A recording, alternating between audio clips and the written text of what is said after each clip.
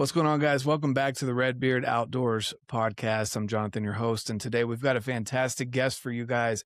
We've got AJ Kaz, Kazmerzak, if you know how to pronounce it. If not, there you go. AJ is the Coffee Viking. He's also with First Phorm Outdoors, one of the OGs, like myself, that we came on, and Jake can't get rid of us now. And neither can HQ. And so it's been a blast over the past, dude. It's almost been 6 years. Can you imagine that? That's It's been crazy. I still remember when, Jake brought you, me, and Dale into the fold of it all, and it was all on a ask forgiveness, not permission basis, and all three of us had the same reaction. It was just like, run it, dude. What do you need from us? mm-hmm, mm-hmm, So, exactly. no, it's been a Yeah. crazy. So yeah. So AJ's out east, a little bit further east. You're not quite Midwest. You're still east of the Midwest, right? Whoa, Ohio is definitely wet. When you drive into our town, the bridges over the roads all say the heart of it all. Therefore, we are Mm, the heart of the Midwest. Thank you very yeah. much. He's out in West Virginia, which explains his I'm in Ohio, Columbus, Ohio. The only people allowed to talk trash about Ohio are people that live in Ohio. Outside of Mm. that, we're ride or die for Ohio, okay? It's a great state. Fantastic state. So yeah, with that, we've got AJ here, guys. Again, AJ, he works for Lone Wolf. If you guys are into tree stands, they even make saddles. They've got a lot of mobile hunting for the whitetail hunter setups, and he works for them. He's got Jennings Java. Even if you guys are going to drink coffee, which most of you do, I've still never had a drop of coffee in my life. But if you're going to, go grab some Jennings Java. Hashtag not sponsored, if that's still a phrase that you can say. Yeah, so with that, for people that don't know who you are, AJ, who are you? I mean, bro, you really hit the nail on the head. Just to clear the air on the important stuff, I'm an equal opportunity caffeine enthusiast. Okay, I just recently got the caffeine chemical structure tattooed onto my leg. Whether it's Phorm Energy or Jennings Java Coffee, you're guaranteed to find me with some caffeine. So yeah, so I co-own Jennings Java Coffee Roasters. My business partner and I started that back in college. I am an avid outdoorsman. That's my passion. That's my therapy. That's whatever you want to call it. Any opportunity I get to be outdoors. Recently, it's been shoveling mine and my in-laws' driveways with this winter storm. Um, but yeah, I'll take any chance to get outdoors. I started hunting later than most. Didn't start hunting until I was 16. Mm. Was a three-sport athlete, played baseball in college, the whole works there. But my grandfather, who has since passed away, and then also my cousin, brought me into the hunting and fishing side of things. When I graduated college, I knew baseball was done. I naturally filled that void with anything in the outdoors as Mhm. well as health and fitness. Um, you know, excuse me. I'm a father of one. I've got another one on the way. So my mindset regarding fitness and health has shifted over the years. And now it's how can I be here as long as possible for them and for my wife as well. So went through a little bit of a metamorphosis or a transition in mentality and mindset there. Trying to be as active and as healthy as possible, and also be able to be outdoors for as long as possible. Like you said, I am the marketing and event director, excuse me, media and event director for Lone Wolf Custom Gear. We dub ourselves as the pioneers of mobile hunting. So if you're looking for lightweight, bomb-proof hunting gear to get you out into the woods. We make tree stands, we make climbing sticks, we make saddle platforms. I'm actually seeing a large uptick in Western hunters shifting over to the ultralight sticks and platforms and packing those into the backcountry.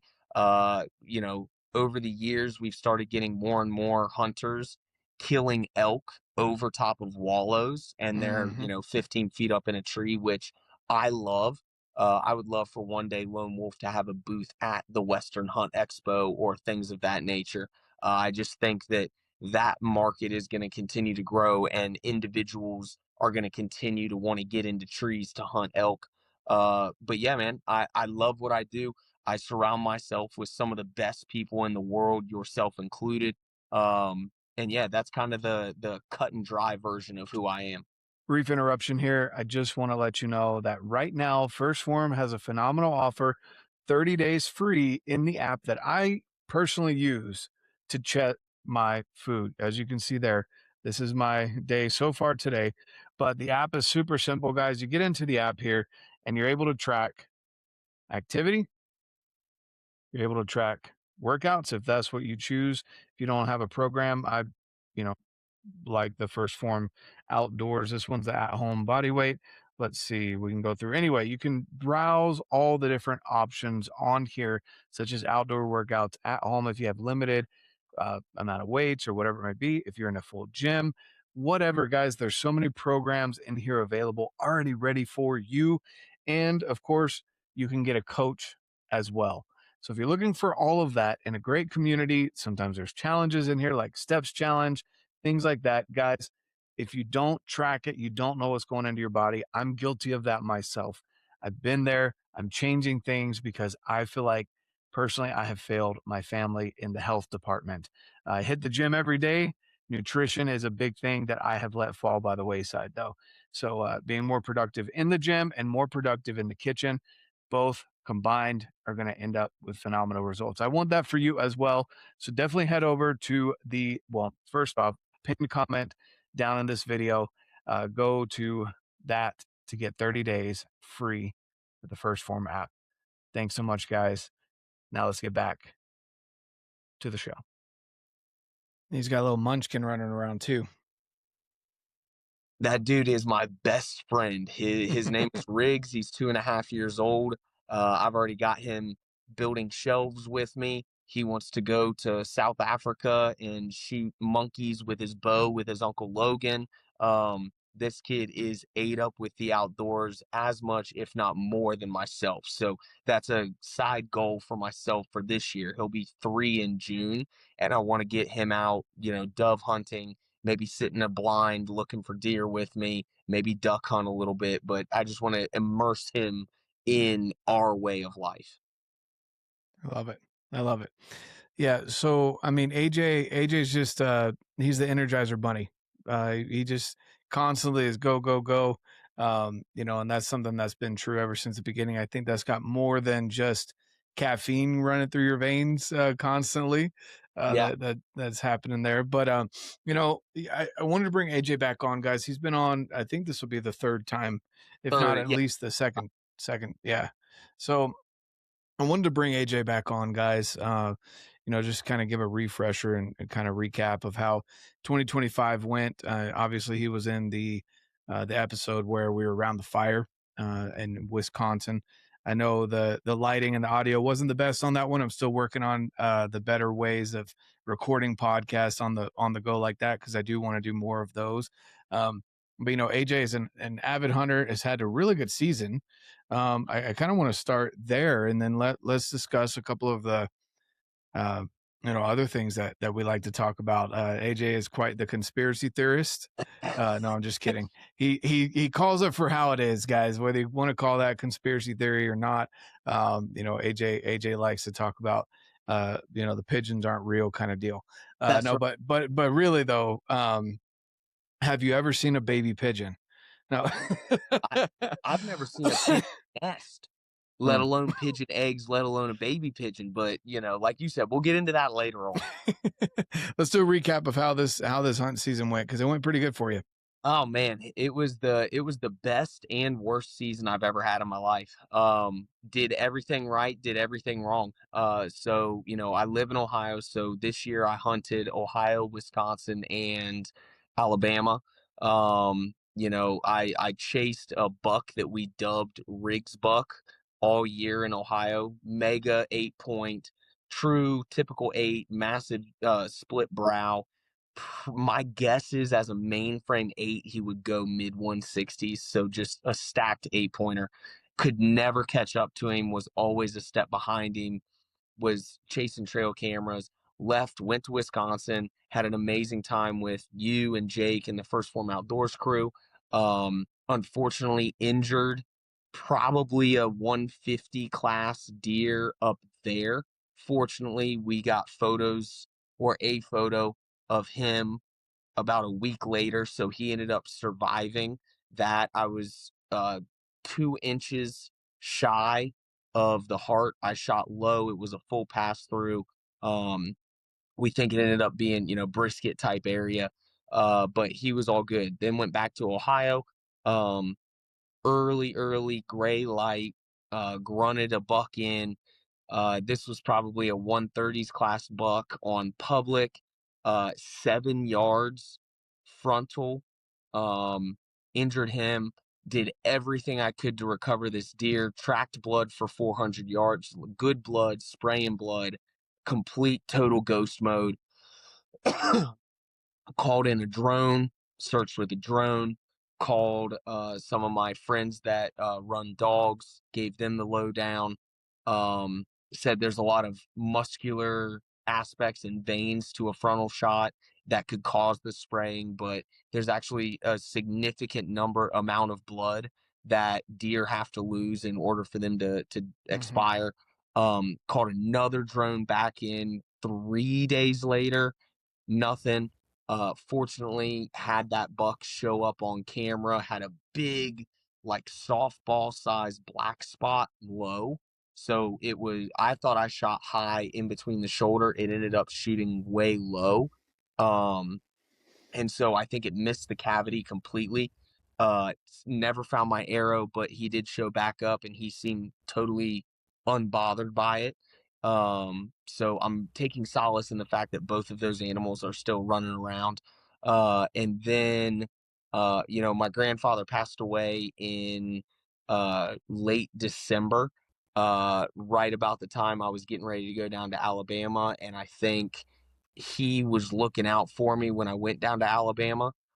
Each year I go down to Alabama with some other outdoor creatives, and there's zero content scheduled for for this trip. It's a true old school, think like 1980s, 1990s deer camp, right? We, excuse me, we stay in an Airbnb or a cabin. We meet. I'm going to go here. You go here. We're on, 3,000 acres of public. We all go do our thing. There's no cell service. We come back at the end of the night. Hopefully, someone's got a deer in the bed. It is as old school and traditional as you could possibly get. Down there, I was very, very blessed to take a really good Alabama 8 point as well as a doe to fill the freezer. So, like I said at the beginning of this, it was the worst season turned into one of the best seasons I've ever had. That whole Alabama trip was dedicated to my grandfather because I know he was looking out for me while we were down there. So, yeah, man, I mean, the true roller coaster ride of hunting that we experienced, I experienced all of it multiple times throughout this season. Yeah, no, for sure.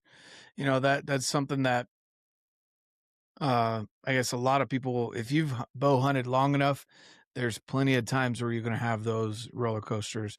I mean, there's so many things that can go wrong from, whether you practice as much as we do or as little as, once right before hunting season. Hopefully that's not you, but if it is, you're more likely to have things go wrong. Mhm. If you practice a lot, me out in Wisconsin, just the first evening I was there, everyone else was rolling in or getting ready to come in the next day. And something I hadn't even thought about because I hadn't been in a tree all year was where my bow hanger was hanging. And it was in the way of where my limbs needed to be to take the shot on the doe. So, and I botched that shot. I wasn't able to maneuver out of the way of that. And it's just little things like that that you don't think of unless you've got reps down. And even then, every tree is different. How you set up in a tree is different. So Yep. there's just so much going on there. So, it kind of sucks that buck didn't end up getting put down for you, but at the same time, it's good to know that he's alive and well, at Yeah. least for now. Yeah. So, um, I guess what was the best part of the season? If you could walk away, but let's say top three learning experiences that you could share. from this past season? Actually, I was thinking about this, just because you and I always have a really great conversation. So I was thinking about this today, and I can wrap all three up into one. I made a post about this a while back, but people are free to believe in whatever they want to believe in. I choose to believe in God, and this season has taught me that you can do everything in your power correctly. You can practice, you can have the right gear, you can play the wind, you can play the thermals, you can read the topography, you can get set up in the perfect tree with the perfect shot, you know, and either God still has to present that deer in front of you, or everything has to go right when you're executing the shot. And so through that turmoil and that trouble early to mid season, I kind of let go of the pressure that I was putting on myself and just came to the understanding that, if it's meant to be, it'll happen. Hmm. Um, and that's what I took down to Alabama. I actually ended up shooting the buck in Alabama left-handed. So when we go down to Alabama, it's rifle season. I was sitting facing this drainage. This buck came in from private to my right, and so I actually had to turn the gun and shoulder it and shoot left-handed. Hmm. But that ends up being one of those things where God has to put his hand in there, play everything out correctly, and then you capitalize on it.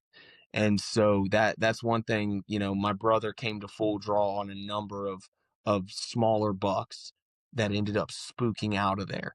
And he, of course, is frustrated and he's down on himself and stuff like that. And I just kind of look at him, I'm like, hey, listen, if those deer spooked out of there, it means you weren't supposed to shoot those bucks.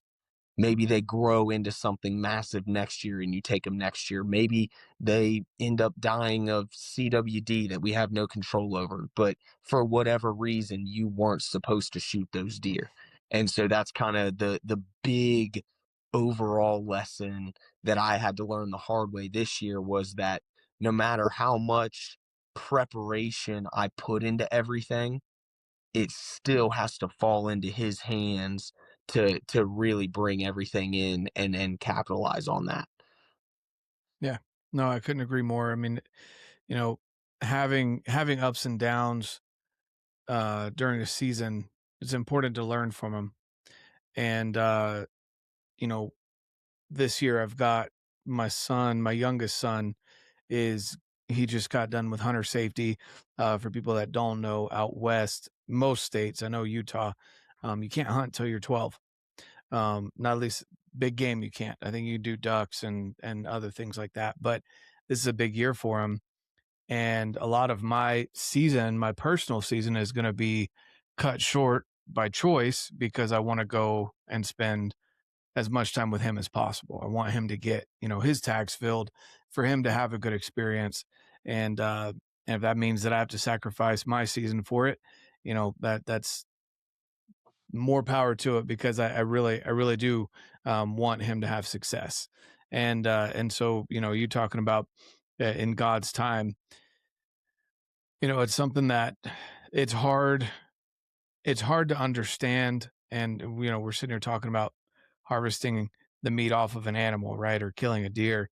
um, but at the same time, there's a lot of things that can be learned when we're out there. And I'm not perfect. I can't say every single day, but for most days, I start my day off with, hey, if it's your will for me to kill something today, put them in front of me. And then at that point, it's all up to my ability. And I can say that I can say God put plenty of animals in front of me this year that I didn't capitalize on. Yep, yep, And it is what it is, right? But at the same time, you go out there, you learn while you're out there. You enjoy that time out there, and do everything that you can to soak it up, because we're all, you know, tied into social media to some degree. And not having cell phone service for a little bit is good. yeah, It's really good to not have those alerts going off, or the news, that happens, and um, just being able to focus on the more important things is Yeah, definitely, yeah, it's a blessing. and I even take it a step further, right? Like, I even think about, had I capitalized on everything, right? Because I missed a bigger buck in Alabama as well. So had I capitalized on everything, that'd be a good buck in Wisconsin, a good buck in Ohio, two good bucks in Alabama. I don't think I would do this, but who's to say then I don't go on a podcast tear, ranting and raving about you got to hunt this way and hunt that way. Maybe, Mhm. maybe all of this turmoil was to make sure that I didn't do something crazy out of my character like that. And we can play all these different scenarios and stuff like that in our head, but for whatever reason, you Yep. weren't supposed to capitalize on the events that you didn't capitalize on. I wasn't Yeah, supposed to capitalize on the events, or maybe there were lessons that needed to be learned, or whatever it may be. But for whatever reason, we just have to trust in him that those things happened for a reason. exactly. Yeah, there's definitely a lot of learning that happened, in the experiences that I had this year, and, the way that I train, the way that I, uh keep in mind how just as simple as where do I put the bow hanger, when I'm out there, you know, or do I change my bow hanger, kind of deal. So there's a lot of things that went into this last season, that I definitely learned from, but has me more excited even about this year and what we've got going on this year. So with that being said, we're kind of getting started in show season here, it being January. We just had SHOT Show, and then there's a lot of other things going on in the outdoor industry. What shows are you going to be headed to? Oh, dude, how much time you got? So, Um, I don't know when this podcast is gonna air, but I'm headed down to Sorenex's Winter Strong this coming weekend. Immediately after that is the 9-day super show that is the Great American Outdoor Show in Harrisburg, Pennsylvania. Roll right into the Midwest Sportsman Classic in Northern Indiana, right into the Indiana Deer and Turkey Expo in Indianapolis, right into the Iowa Deer Classic in Des Moines, Iowa. 1 week break, which hopefully is when baby boy number two comes. And then we go into the Ohio Open Season Expo and we round everything out with the Wisconsin Open Season Expo. That's just for the spring. Then we're going to be at Total Archery Challenge, Pennsylvania, Total Archery Challenge, Crystal Mountain, and then we host a whitetail roadshow, a education driven show uh Hmm. through every weekend in August. Those are the main events that we're going to be at. Brief interruption to the podcast. Just want to remind you that it's important to keep your electronics charged when you're out in the back country, when you're on the road, wherever it is that you may be, even if you're international, whatever, you need a reliable charging source. And whether that is a international charging block, which I'm telling you guys, we've traveled out of the country a couple times now, my wife and I, and the Dark Energy battery or apologize, the Dark Energy plug-in, I don't know the name of it, guys, but it has all the different plugs for the various countries all in one block, along with multiple USB-C and USB-A plugs for you to be able to use. Go and check that out. It is a converter block, but you can also use it here in the US. Highly recommend that you go and check that out. Use code REDBEARD to save some money. If you're just sticking here to the US and you need to charge your phone, we have the MagSafe Nano charger right here. This thing is a powerhouse for how small it is. I have the regular sized iPhone. Fits on there like a charm. You definitely want to check out the Nano. Or we have the Poseidon Pro battery pack. This thing is my trusted battery pack no matter where I'm going. I slip this into my backpack with a charger. And most of the time, I get to share it with my wife or my kids. Or if I need it and there's no charging available at an airport, when we're driving, whatever it may be, this thing is great. And again, normal size iPhone right here, very slim. So go check out Dark Energy. Get my favorite battery pack, this one or the Nano or the charging block. Use code REDBEARD, save some money, support the show. Now let's get back to the episode. Yeah. Awesome. Awesome. That's quite the show schedule, man. So you're not coming out to Utah Tech, you personally. Let me answer that after baby boy number 2 gets here. That's Uh, true. That's I very true. I've got an invite from some folks to come out, and so I would love nothing more because that is the Mecca, that is home turf, that's where Total Archery Challenge was created. I would Mm. love nothing more than to get out to Utah. It's actually one of the only TAC events that I haven't been able to get to. So It's Utah, actually at a new place now. yeah. So Utah and South Dakota, those are my top Total Archery Challenge lists. Mm. So I would love to get out there, but that's going to be a hard maybe at this point. I'll send you a picture, or I'll send you a link of where we're going to be staying at. So maybe that'll change your mind a little bit. Deal. All I need is a couch and a pillow. I can use toilet paper like in the college days to use as a blanket. How about try essentially a hotel for us? A hotel for outdoorsmen. I'm in. It sleeps 26 people. Holy smokes. Well, in that case, I might be bringing the Osprey child carrier backpack, and maybe I'll just bring rigs out there with me. Yep. I'll just Yeah, pop and it's right on the resort too. So I mean it's right there. not gonna be a whole lot of ski in, ski out in July, but No. we can hike in, hike out. Yep. Exactly. Yeah, it's got it's just an awesome place. We might even call it Redbeard's Retreat if we Where keep doing it where at that what ski resorts it at this year? Brian Head. Okay, cool. Yeah, it's Cedar City, southern Utah area. Gotcha. Yep. No, dude, that'll be, I mean, I came out to Salt Lake City last year for oh, the Spartan trifecta. And Mm-hmm. I was actually bummed because it was such a down and back with my dad. I think you and I got to have 2 conversations the whole time I was there. And I'm like, man, I could just do like a week here. That would, Mm-hmm. that would be a blast. So I definitely need to get back to Utah. Utah is Yeah. absolutely beautiful. Oh, for sure.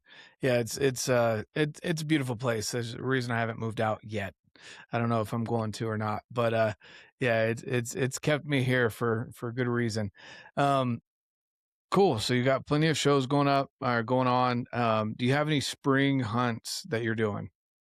So Doesn't sound like you've got much time. so it's one of those things, right, where it's like I'm very, very blessed to be in the position that I'm in.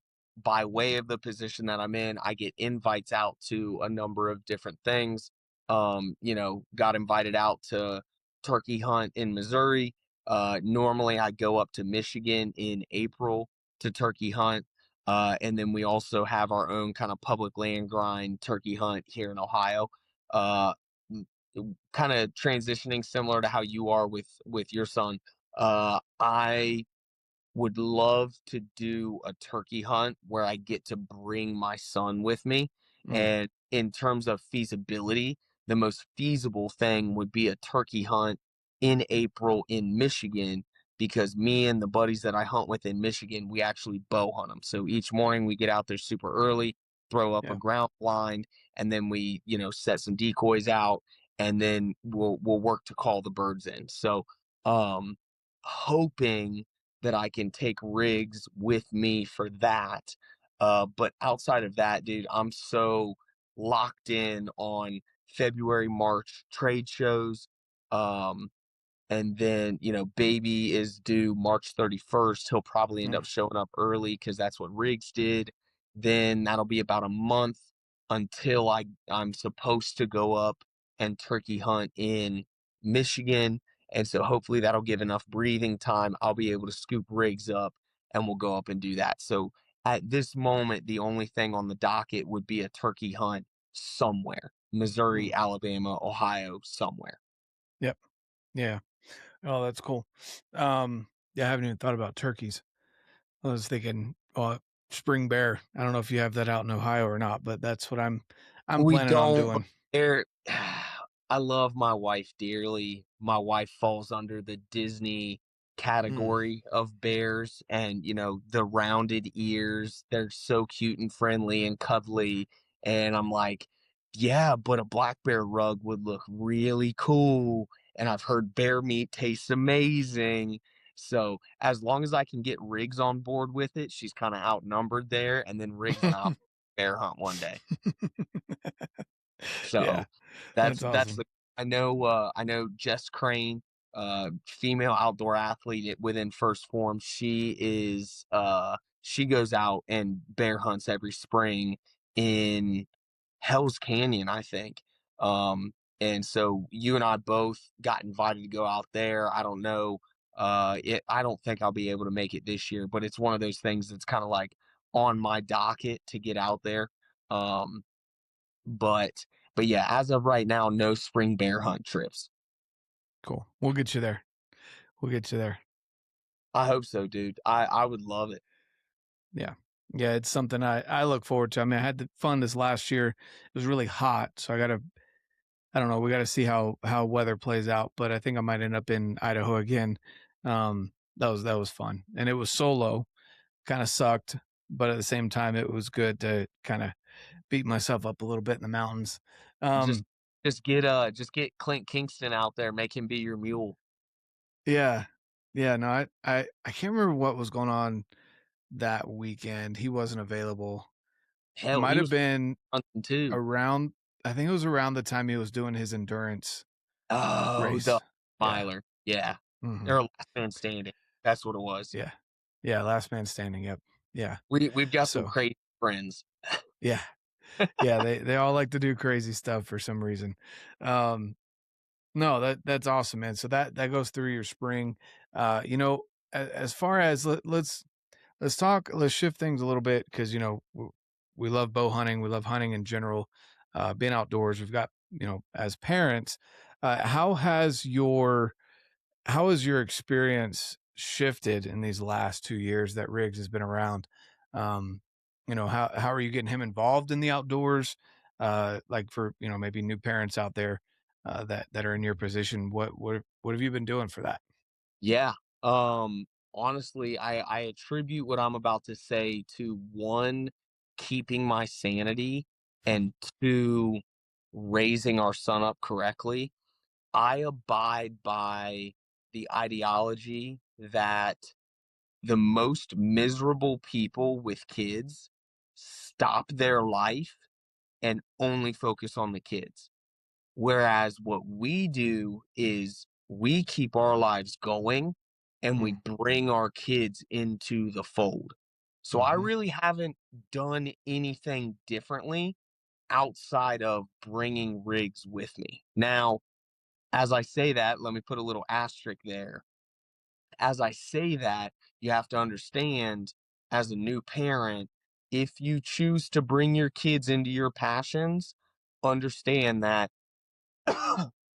understand that what took you a half hour to put corn and mineral and change batteries in a trail camera is now going to take you an hour and a half, maybe 2 hours. Don't stress it. Don't rush it. Just appreciate the fact that your kid is out helping you. I'm Yep. very blessed. Riggs is 2.5 years old. He knows which way the batteries go. I'm almost to the point where I can not supervise and know that he's still going to put the batteries in the correct way. Right now I still got him on mineral duty, where I cut open the bag, roll it down, and he just kind of scoops it out and throws it out. Um, you know, I highly recommend, if you're a parent in the outdoors, get one of those Osprey child carrier packs. I know there's some other brands out there, but I love mine. Throw them on your back, bring them with you. It doesn't matter if it's something as mindless as, I need to go to this piece of public, hike in a mile, Mm, remove a memory card or replace a memory card and hike back out. Those little ones will think that it is the best day of their lives because they're hunting with mom and dad. yep. Take your kids with you. That is the biggest mentality change or mentality solidification that I have made is I am still doing the things that I love. And because I'm still doing those things, Riggs, my son, is now in love with them as well. Yeah, I couldn't agree with you more on that aspect of things. You know, bringing your kids out and doing things that you enjoy doing with them present is a big deal. You know, that's how kids learn. That's how they learn that, you know, XYZ thing doesn't necessarily suck. Um, you know, that could be anything from going on hikes to, like you said, putting out mineral, understanding what the process is there. Um, you know, it's how they learn. It's not that everything that they do is going to be, you know, exact copy of what you do. Cause that's not always true either. Sometimes I scratch my head wondering why my kids are doing certain things, when I don't do those Yeah. things. Yep. But at the same time, you know, that's the best way to teach them is to show them, you know, that you're doing it and how you're And, doing it. and I'll add one other thing. We'll put this in subtext. Explain why you're doing it. Mm, Kids understand far more than we give them credit for. You know, Riggs at 2.5 years old understands we're putting mhm. this mineral out so that the deer are healthy. We're Yep. putting corn out so that we can see what deer are in the area. We're replacing these camera batteries because we want to see pictures of deer.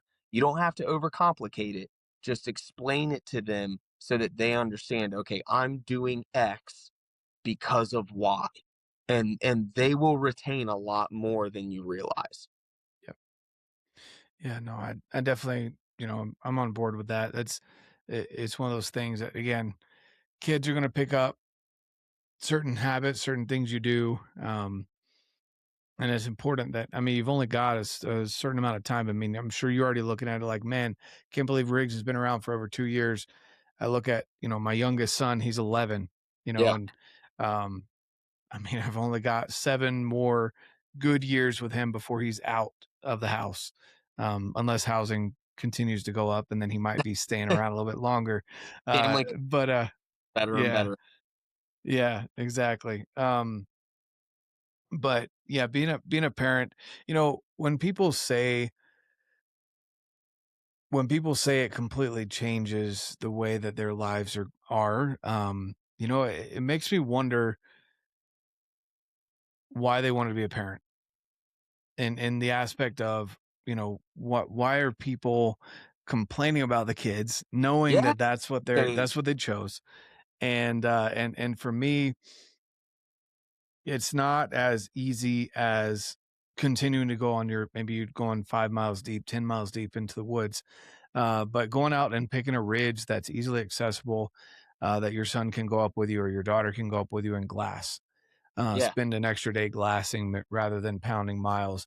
You know, when you're out driving around and you see some mule deer out here in the mountains, or you see whitetails off the side of the road, you know, pull over and show them what they look like. Show them why they're in that area. Why are they on the, you know, why do they like going through the road so much? What are Yep. they Yep. transitioning to? Um, you know, all of those things kids pick up on, and it becomes more fun rather than if you're just constantly pounding miles or doing the hard stuff, which we all know is important. But if you're just constantly doing that and you're not seeing anything, any fruits of that labor, anyone, unless they're stupid driven like we are, where we're just retarded when it comes to uh you know, stuff like this. I can't even say that we've got the tism when it comes to hunting, to where even if we fail, no matter how many times we fail, we're going back after it because we're just that What focused on it. what's one more ridge? What's one more ridge? Yeah, exactly.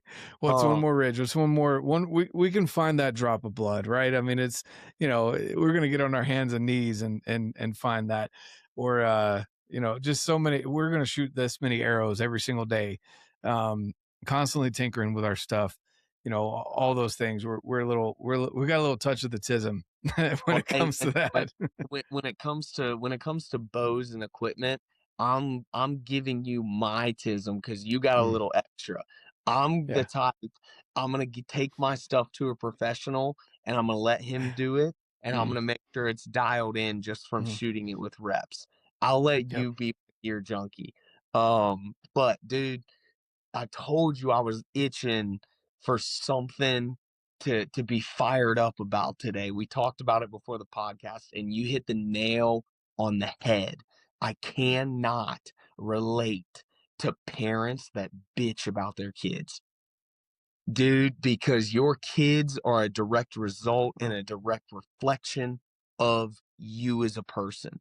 So for you, for individuals to go and complain about Mhm. whatever it may be with their kids, brother, your kids didn't pick that up from somebody else. They are watching everything that you do, which just re-solidifies why it's so important for us to have good, healthy habits as outdoorsmen, as parents, as people in the health and fitness industry.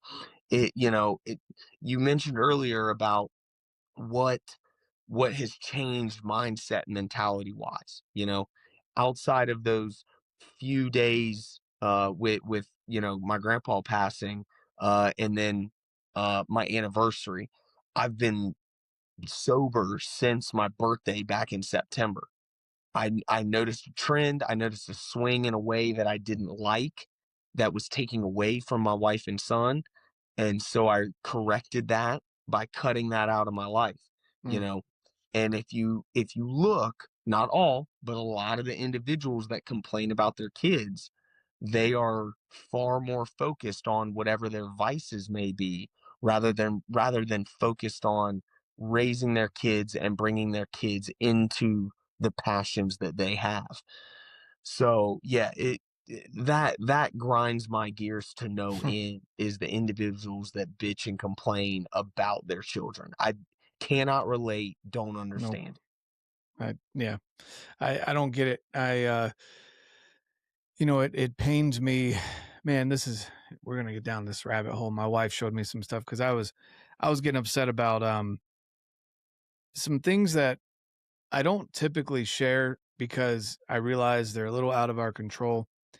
But I was just sharing her some interesting things about about our greatest ally. We'll put it that way. Everyone else that knows No, that are we going there? understand. Are we going there already? I'm gonna tiptoe that line, but um, there was some things that I was getting fired up about, and this is obviously my story's not still going to be up, but I posted some stuff about that just rang true to me about being a firearms carrier and not necessarily agreeing with what the protests are going on up there in Minnesota. That it's not stuff that I necessarily agree with, but they have the right to do it as long as it's nonviolent. And then someone ended up getting killed, in my personal opinion, due to lack of training of these officers that were. It looked more like gang violence than enforcing the law, in my opinion.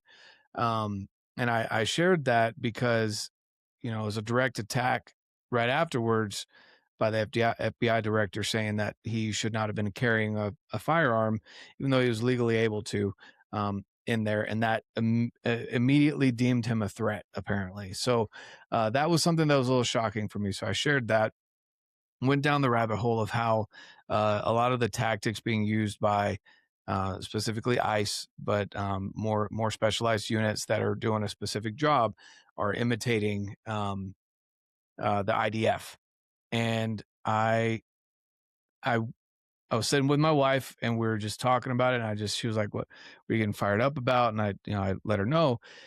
And she just reminded me, look, like there's not much we can do outside of controlling what's in our home, who we are, how we vote, and who we are as people and individuals. And then she brought up some things she was like that were concerning her that we don't generally talk about. Honestly, my wife's uh, a lot more, I wouldn't say liberal. I feel like that's a little bit further left. She leans more left. I lean more right. We're kind of both in the center. We agree on most things. Yeah. But anyway, she was sharing about how there were parents that of these little girls that were not allowed to get an abortion that had been raped by their stepdad. Mm-hmm. And she showed multiple stories of that. And just I'm circling back around to the parents thing. The mom in both scenarios sided with the stepdad rather than the child. Yeah. And for me, you know, that gets me so, like, I don't understand how people can want to hurt children. Yeah. And going back to, how do parents, because if you are neglecting your child, whether it's on purpose or by simply using the screen as a babysitter, or whatever it may be, you're not paying attention to the child. That is neglect in some form or fashion. I Yeah. don't understand why people can do that. I just don't. I love my kids to death. No matter how much they stress me out, no matter how much they frustrate me, no matter how much I want to bang my head against the wall with my children, sometimes I love them to death and I would do anything for them. Yeah. So I don't know. I don't get it, man. I don't. Yeah, dude. I mean, you hit on a number of very, very heavy topics for a lot of people. A lot of people avoid the conversation as Hmm. well. Which, I mean, I'm glad you brought it up with me on, because you and I don't mind sharing our personal beliefs and our opinions and things like that. And sometimes there's stuff that you and I don't agree on. A Hmm. lot of stuff we do agree on, but it's one of those things where, like, like I mentioned earlier in the podcast, right? You got to live life in the gray. Everything nowadays is meant to be polarizing. It's meant to separate us. It's left, it's right, it's good versus evil. It's these very polarizing topics, Hmm. and you got to live life in the gray and understand that two things can be true at the same time. I Yep. can't remember if it was my buddy Ian Smith or my buddy Ian Wint, but you can agree that I personally am for illegal immigrants being deported. I am also in agreement that government tyranny is extremely wrong. Mm. And so the premise, going back to the protest that you're referring to, after seeing, I try to stay quiet a little bit when that stuff happens to let all of the details come out before I make a statement on it or I post about it or whatever it may be. But going back to the protest that you're talking about, I am for ICE deporting illegals, but it was blatant homicide when you see the video of them disarming the individual, you clear as day, pulling the gun away from him. He's on the ground with his hands behind his back, Mm. and then they shoot him. Yep. That we can all agree that that's wrong. This was a disarmed man complying with what they said, Mm. and he was senselessly, Well, murdered. and And and even before then, AJ, here's the thing. A lot of people were sending me photos of him dressed in drag and stuff like that, I guess. I don't know. And I literally said, I don't care. I'm not talking about his past.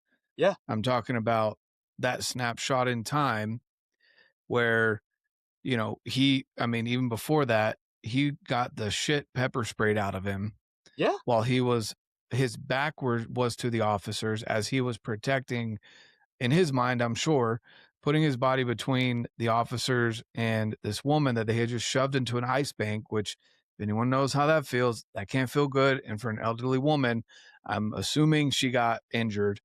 And they both got the crap pepper sprayed out of them. yeah, And then they went in to take him down. And again, going back to the training, yes, look, for people that don't know, I grew up in a family full of law enforcement and military. I chose neither route because I saw how they busted their asses and didn't get paid any well and didn't have great family lives until they were out of a unit that was more, what's the term? Deployed. When yeah, they were home more, their family was great. But when they were gone, I saw how their family suffered. I didn't want to put my family through that. So I chose neither of those routes personally.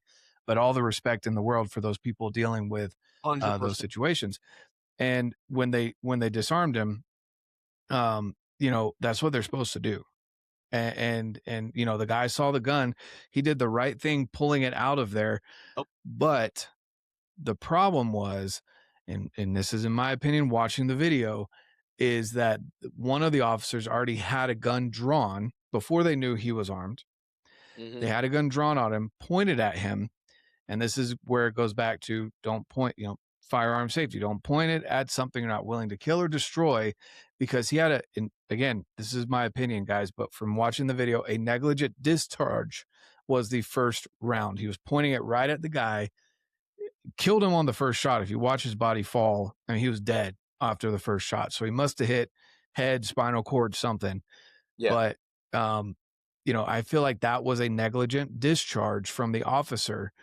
And then that sparked panic in the other officers as they put 7 to 10 more rounds in a dead body as he was laying there. That all screamed to me lack of training. I don't think they're all murderers. I don't think they went out thinking I'm going to kill the next person that touches me or that I pepper spray. That's not what I'm saying at all. But I feel like that was very much lack of training, which scares me because those people are supposed to have this authority that you're supposed to respect. But if they can't handle that power and that authority properly, then that's a problem that I felt like needed to be called out from someone who's been concealed carrying ever since I could. And even before that, I've been around firearms since I was, you know, a baby. So that's why I posted that there. Now you bring up, and I'm going to have a little bit of a contradictory here, with ICE deporting. This is why we're friends. Yes. So I lived in Mexico for 2 years as an LDS missionary, but my favorite part of living down there was getting to know the people down there. And I can't tell you how many times people asked me to give them a blessing because they were getting ready to cross the border. Now, I didn't live near the border. I was in the center of Mexico in Mexico City. And I got to see firsthand people that crossed, got deported back, were back home all of a sudden, like I got to see it all. These were good people. Our system is broken, 100%. There's no denying that. No, what side you sit on. Right. So my thing is, ICE should be attacking the people that are violent offenders, pedophiles, and the people that are causing those issues, because yes, there are illegals here that's the term, illegal, because they broke the law. I agree with that. But you and I break the law every single day driving. I guarantee you don't follow the speed limit everywhere you go. So, and we're not violent offenders. We're not doing that on purpose. We're not trying to kill somebody, right? So that's where I'm like, there's this gray area of why are they focusing so hard on every single one when it should be the violent offenders and people like that don't, in my opinion, don't deserve to be here. I would almost rather have people swap positions. The people that are feeding off of welfare. Welfare's there for a reason, guys. Don't get me wrong. But the people that are living off of it fraudulently, continuously, teaching their kids to do the same thing, I almost feel like those people should be deported, and we should give their status to the people working their asses off to be here. That's where I'm at. So let me pause you. Let me talk directly to the audience, and let me remind the audience that the conversation that you and I are having, you guys listening and watching this, you need to be having these conversations with your family and friends, because without these conversations, nothing happens. And if you have these conversations, you're going to find out you may actually relate to people more. So when I mentioned illegal immigration deportation, or illegal immigrants being deported, that was my Spark Notes version. The detailed version is actually very similar to what you're talking about. I 100% agree that if ICE is going to go out and they're going to hunt down illegal immigrants, and they're going to be bounty hunters, and they're going to do this, that, and the other, pedophiles, violent offenders, multiple time offenders, those need to be the targets. Mhm. An individual that came over here illegally, that has been here for 5 or 10 years, that is working, that is contributing to society, that now has a family here, leave those people alone. Those those people clearly came over, probably similar to the folks you talked to in Mexico City, where they wanted a better life, they wanted to chase the American dream. They Mhm. crossed over, maybe they crossed over illegally, but they crossed over illegally to then do things the right way and contribute to society. Yep. But for some reason, we feel the need to just round everybody Mhm. up within illegal status, you know, and then you get into the news outlets of, they're tearing apart families. I saw a news article the other day where they apprehended an illegal individual. This one did happen to be a violent offender, but neither here nor there. They apprehended him after a car chase. He left his kid in the car. They ran out and got him, and of course, the news only took Mhm. photos of the ICE agent with Yep. the little kid, and then they blew it up, and Mhm. ICE is detaining kids now, and they're doing this, and, on and on and on, when in reality, they were actually going after this other individual that was, in fact, a violent offender. Yep. And so, you can be for illegal you can be for illegal immigrant deportation, and you can also have criteria of what you believe should fall under that category. Yep. You know, Yep. if someone is a functioning, contributing member of society, let them stay. Mm. They've got a job, they're paying bills, they're paying taxes, they've got a family. There's no reason to send those people away. The people we want to get rid of are the filth that are coming into the country, whether it be the northern border or the southern border, that are, military aged males that maybe have a rap sheet, maybe have a Mhm. record. Um, those are the people that are not good for this country. Yep. And, going back to talking to the audience, because Redbeard and I are willing to have this discussion, we now find out that we're more closer, Mhm. or that we're closer on a middle ground than what we may have initially thought about. And that's the problem is, like, you get a snapshot on social media, or you get this idiot that, sends me a message along with the other ones that, did the same thing, and then calling me a liberal, this and that. I'm like, guys, why are we throwing names out there? Like, one, you obviously haven't followed me for long enough, or if you had, this guy had been following me for years. I'm like, you obviously don't pay attention. Like, just go look at the first even 15 posts on my page. Half of them have American flags in them, and the other ones are firearms and, outdoor stuff. So you're telling me that I'm one of those, I guess, want to dress up and drag kind of liberal guys. Okay, that's cool. You obviously don't pay attention.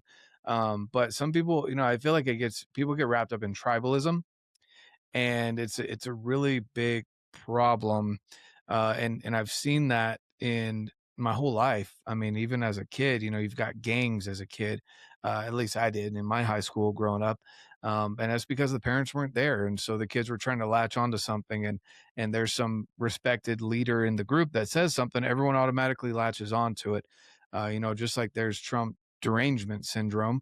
There's, I don't know how else to call it, but Trump bootlicking syndrome, in my opinion, Mhm. where people just, everything he says is like he's Christ reborn. And I'm like, Yeah, guys, there's a big in between there, yeah, it's one of those things that you'll never have all the facts, unfortunately, because the news will pitch it however they want. Just take a photo. You take a photo from 3 different angles, you crop it how you want, whatever. You can see so many different things from that one photo or that one clip. And then you lump, you throw this blanket statement over there. Well, you don't want illegals deported. Well, that's not true, but at the same time, I wouldn't mind if they put some of them up against predators, alien versus predator idea that someone tossed out a couple years ago. That wouldn't be a bad idea. Let's give them I'd I'd citizenship and a rifle, you know? I'd pay I'd pay for Yeah. that. Yeah, winner exactly. citizenship, free and clear. Mhm, mhm.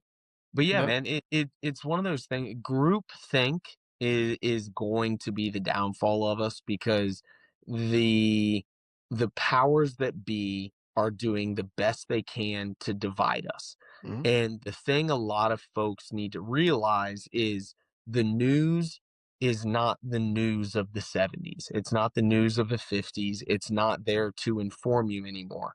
The yep, news is going to put out whatever is going to get them clicks, whether it be good, bad, ugly, indifferent.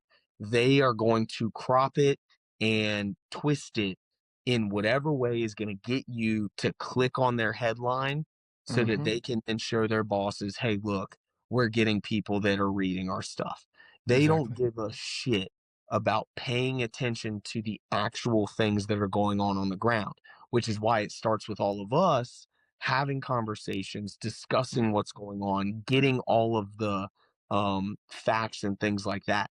When the first clip aired of that individual at a protest getting shot, I was like, "Great job, ICE, doing their job, blah blah blah." But this is in that moment where I was staying quiet, waiting for all the facts.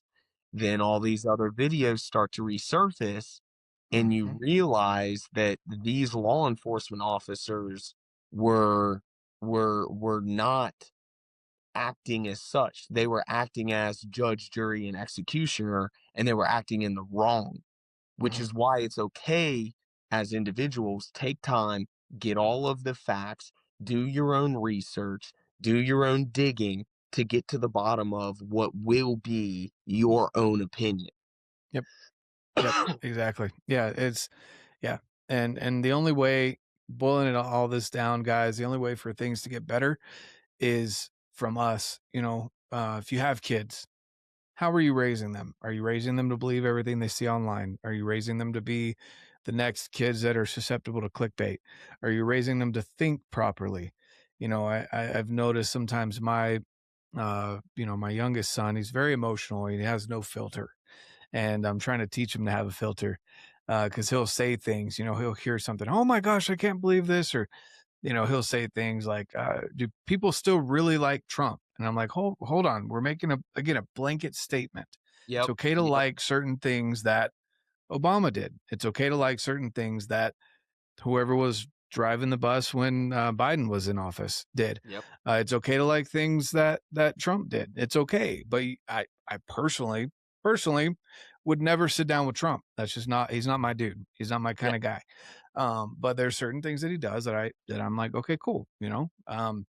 But we need to get out of that idea of Republican, Democrat, Libertarian. It's just let's have a conversation. And I don't know how to fix that except for podcasts, long form Continue content, to do what we're doing, um, brother. and just conversations. Just conversations with your kids, especially with your neighbors.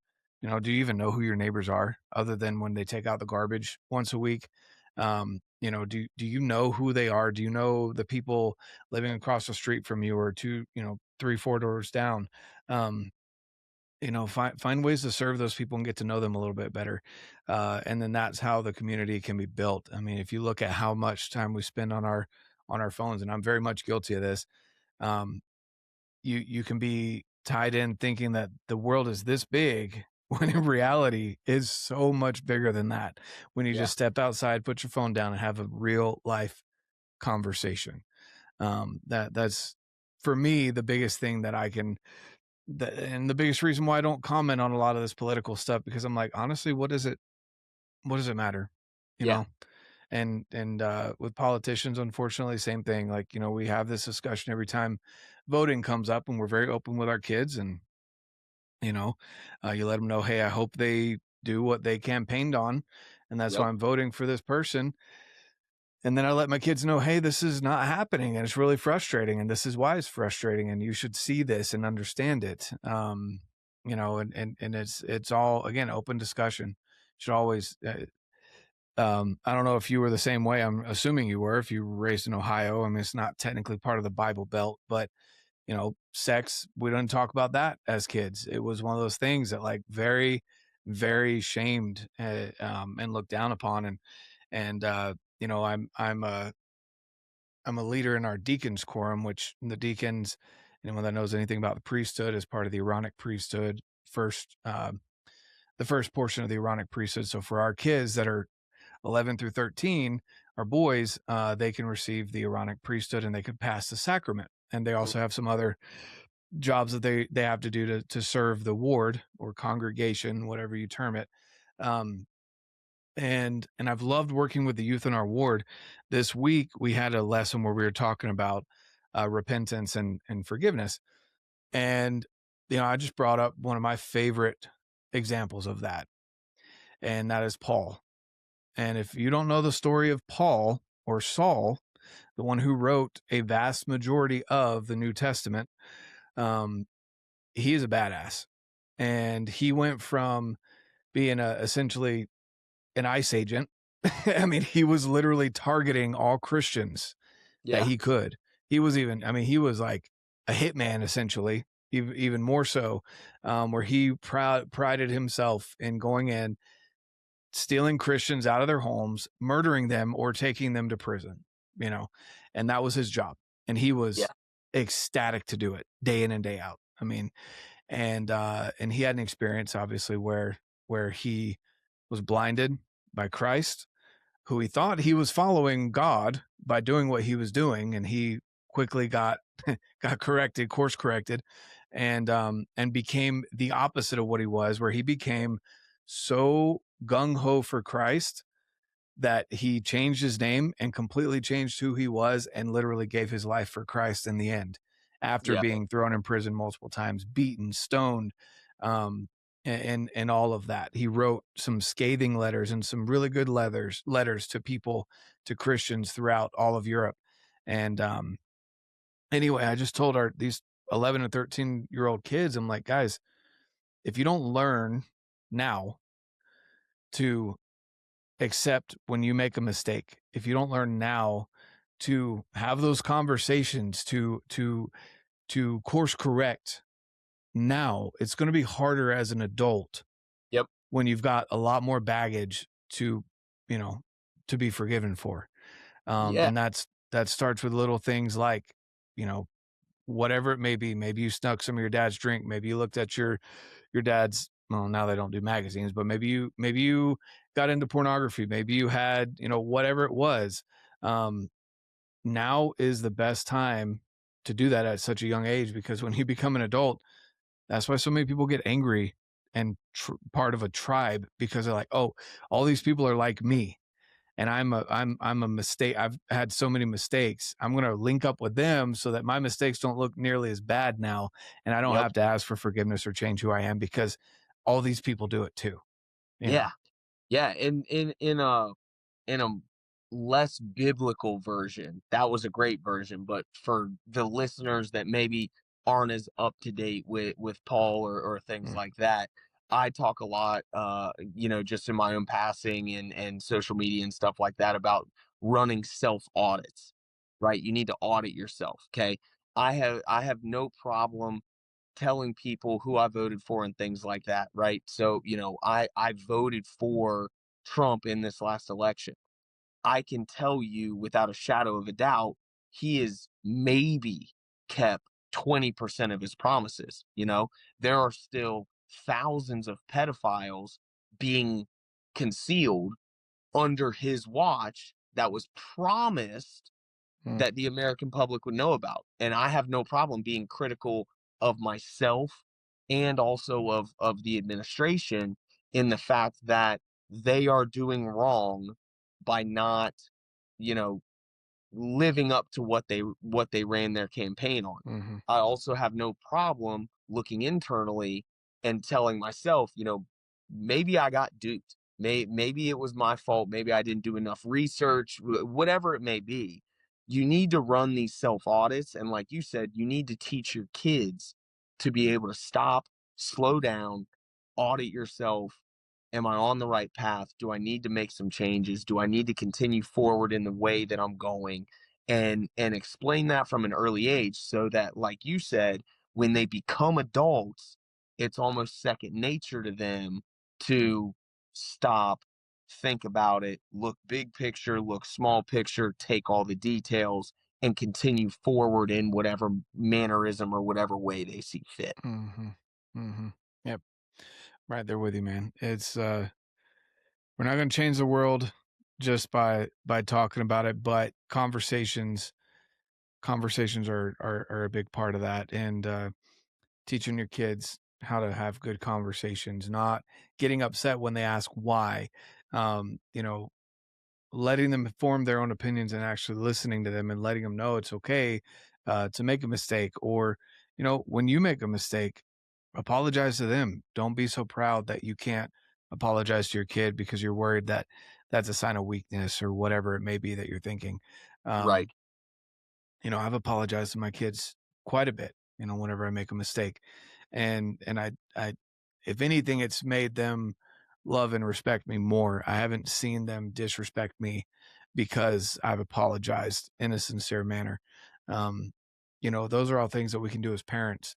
If you don't have kids, you know, just be the best human you can be. Yeah. And that's really what it boils down to is be the best human that you can be. And that's it, man. Just be the best human you can be. Yeah, and regardless of whether you have kids or not, take the kids out of it and Mm, input people who may look up to you, because regardless of who you are, you have at least one person that looks up to you. yep, It might be a neighbor's kid, it might be your buddy's kid, it might be your buddy himself, a family member, a friend, a random stranger on the internet, whatever it may be. If you are living the way that we just discussed and you don't mind admitting fault, mm-hmm, those individuals that look up to you recognize that that is actually a sign of strength. When you can admit when you're wrong, when you can correct whatever it was that you did wrong, they will then take that and instill that into their own lives. And yep, so that's why it's so important that the kids is a uh the kids aspect is a placeholder. Redbeard and I, we talk about kids because we have kids of our own, but the kids are a placeholder for people that you inspire or people that look up to you. exactly, exactly. So, guys, fun conversation. I don't know if I could. I don't know if I could turn. I don't know if I could do a political podcast, man. I'd get so fired up I wouldn't be able to get anything else done throughout the day. Um, but yeah, there's just certain things that we need to make sure that we're addressing and address them with the right people and learn from other people's mistakes. And again, yeah, your kids, people that look up to you, um, they shouldn't have a question about who you are or what you do. Yep. And don't you're never going to please everyone either. There's going to be times where you voice an opinion or you share your belief and people are going to fade from your life, or it'll be a quick one like, you know, these guys that, you know, message me over my opinion that I put up on my story. Guess what?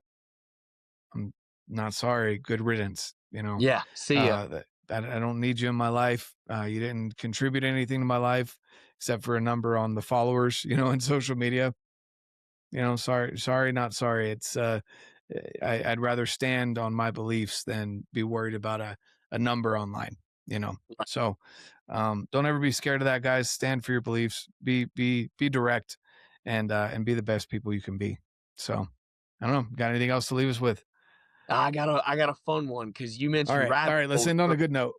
All right, so I'm gonna give people some homework for the end Oh, of the and the AJ was homework. one of those weird guys in school that liked homework. Oh, dude, would love school, but I need everybody to put their tinfoil hat on. And when you get done listening to the podcast, I need you to go research the Bolshevik Revolution. Oh Okay, no. that's my final piece. You know me, I'm all about keep moving forward. I've got it tattooed on my body. Whether it's an inch or a mile, do something today, tomorrow, this week that is going to propel you forward to being closer to who you want to be. And remember, guys, to always keep having open dialogue. Be open to other people's opinions. Stand confident in your beliefs. but we have to keep having these conversations. Yeah, couldn't agree more. All right, where can they find you, AJ? Mm. The easiest way to find me would be Instagram. I'm most active on Instagram. That's at _Coffee Viking. I will definitely friend anybody that can spell out AJ Kazmerzak on Facebook as well. I have a YouTube that I'm not super active on. But then if you want to know more about any of the brands I'm associated with, it's at Lone Wolf Custom Gear, it's at Jennings Java, and then at Phorm Outdoors, which Redbeard, I'm sure, already has that baby plugged in. Definitely. Cool. Well, with that being said, guys, thanks so much for tuning in. Go check out AJ's, what he's got going on. I'm going to leave those links down below where you can check that out. And if you want one of these awesome hats that we're wearing, hopefully they're not sold out. Otherwise, I might eat my words on this. But definitely go check out Phorm Outdoor Apparel. Right now while we're in the off season, you can still rep the brand while you're getting ready for spring and summer, and then of course training for the fall, which is our Super Bowl. All of you out there that like to hunt. So That's right, baby. yeah, exactly. With that being said, thanks so much, guys. Have a fantastic rest of your day. And like I always say, get out, live your life, and love it.